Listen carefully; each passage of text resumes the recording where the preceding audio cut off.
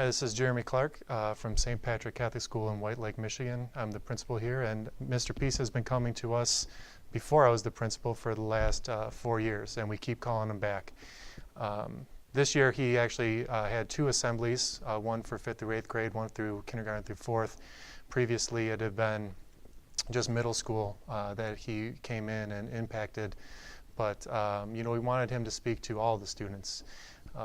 Younger and younger students are finding that they're depressed or they're hurt or they run out of people to talk to or people to relate with, and there's only so much that we can do as a staff. So bringing Mr. Peace in and having him speak of other kids their age that he's met that have had these issues that they've had, to relate to the students, visuals, the PowerPoint, different video clips that he plays, and the rap songs that go along with it.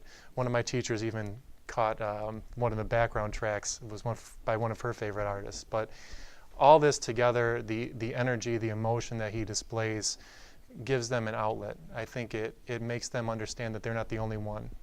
So if there's something going on at home, if they have a difference, whether it's they're tall, they're short, the color of their skin, their weight, he helps them understand that we are all miracles, and one of the biggest reasons that we have Mr. Peace come out is his connection to faith.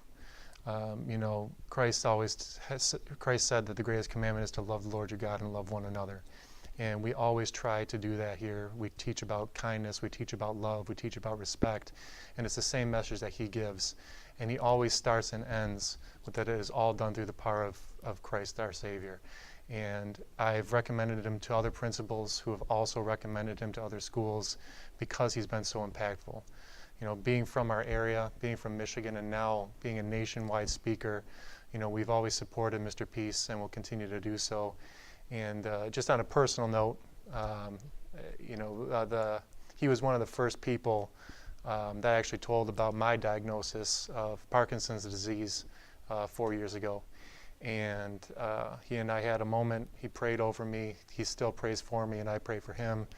And I think that personal aspect of it for me makes an even greater difference to know the kind of person he is beyond just the speaker that he is for our school. So we will always have Mr. Peace out, and we'll always have his back.